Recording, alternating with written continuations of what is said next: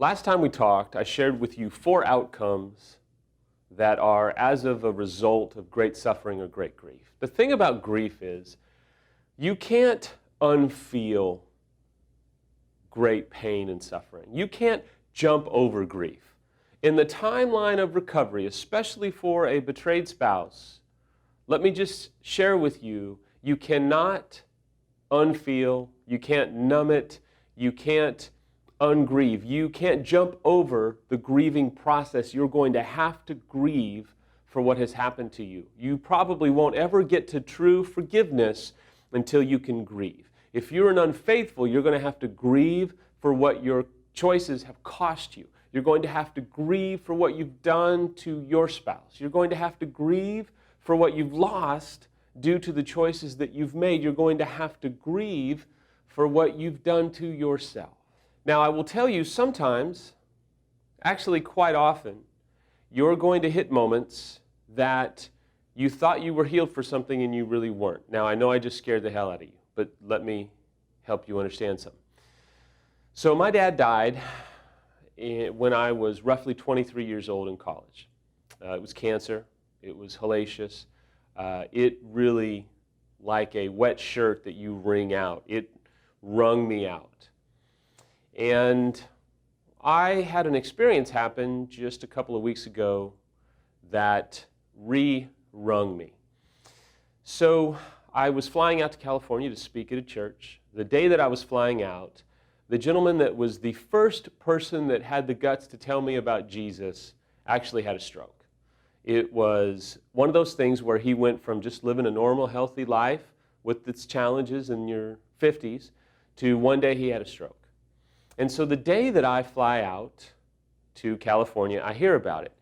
Now, he and I hadn't spoken in a while. We were Facebook friends or what have you, but it got a little bit sketchy because I was put in a situation with the leadership of our church where I had to discipline him, and it was really weird. It should have never happened. But we repaired the relationship and had had some good talks over the years. He was always special to me, because he truly told me about the love of Jesus, was the first person to really lay a foundation about Christ. So Saturday morning is the morning of the night I'm supposed to speak. I hate hospitals. I spent about a year in a hospital with my dad. I despise them. I don't even like to go to them. And my best friend's wife in California, who I was speaking for that night, said, "Hey, do you want to go to the hospital to visit Tom?" No, I really don't. I really, really don't want to do this for a variety of reasons, mostly because I have a semblance that there might be some pain lurking, and I don't want to tap into it. And I use the excuse, I got to preach tonight. I got to really be on point. I don't have time to feel. So I gave it some thought. And she would not let it go, and she said, "We need to go. They are taking him off life support tonight." So in this moment, I'm in the hotel room, and I didn't say this, but he's on life support, and they think his time is up. And at this moment, I think, yeah, it's the right thing to do. Let's do it. So she comes and picks me up, and we drive to the hospital. And all the way to the hospital, I am like, please don't let this be the way it was with my dad. Please don't let this happen.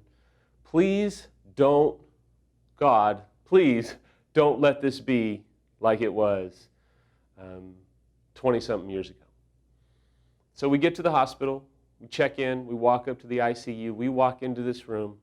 It is exactly like it was when my dad was taken off life support. I was the one to make the decision. I was the last one in the room to take him off life support.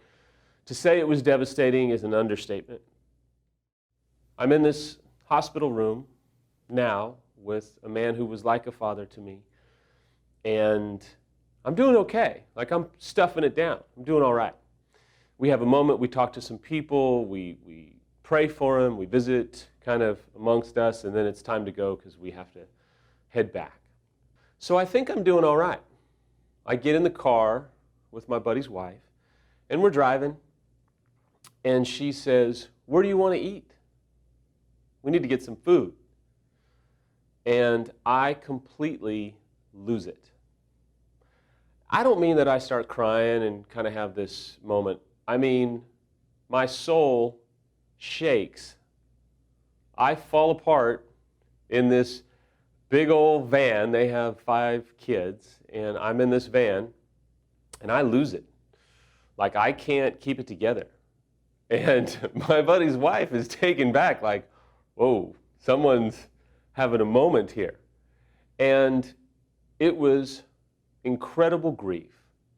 I mean, grief that shook me to the point where, like, I couldn't talk. I said, and she just was kind of sitting there going, ooh. And so she just drove, and I'm like losing it. And so I finally composed myself and have these kind of moments where I begin to get these kind of insights. For you Christians, I'll call it revelation. For those of you that don't subscribe to that, I'll call it some real deep insight. I realized I was holding on to some pretty deep anger. I think at God. I think at my dad. I think at people that were in the ministry for putting me in some of the positions that they did.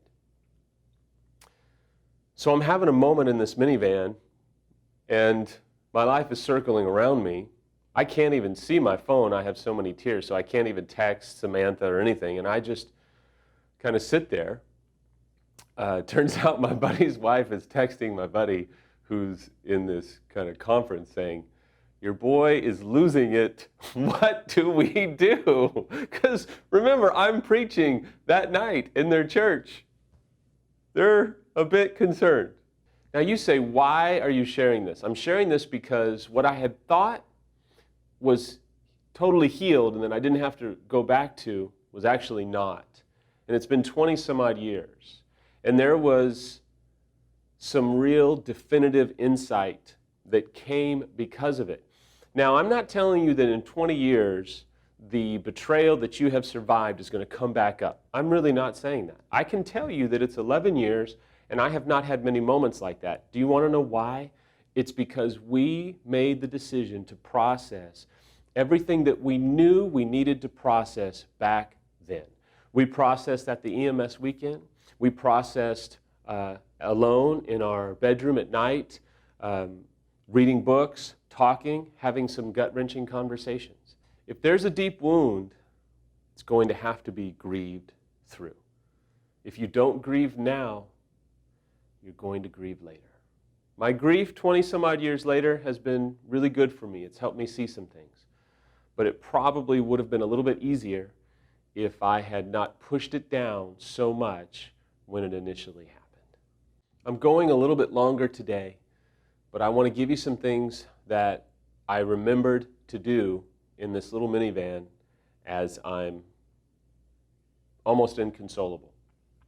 Number one is feel it. Don't run from it. Embrace it. Realize that it is actually for your good. Number two, do it with a safe person. Now, my best friend's wife was taken back, but yet she's a mature, strong woman who has gone through things like that, not infidelity at all, but through traumatic situations. She knew enough to try and not make me talk, to not try and give me these platitude responses or what have you, but to simply say, okay, I'm just going to drive and let you have this moment. Number three is to allow yourself to process what you're going through and find out why you're grieving. In this moment, I was grieving because as hard as it is to get through it, is number one, I miss my dad and was very angry that I, number one, miss him, oddly enough. Number two, I was angry at God for allowing him to be taken and a whole host of other things that would make this blog far more longer than it needs to be. For you, I would encourage you to confront yourself and find out what it is that you're grieving about, what it is you're grieving for, and that you would continue to grieve through it, because as you get to the other side, there's more joy, there's more love.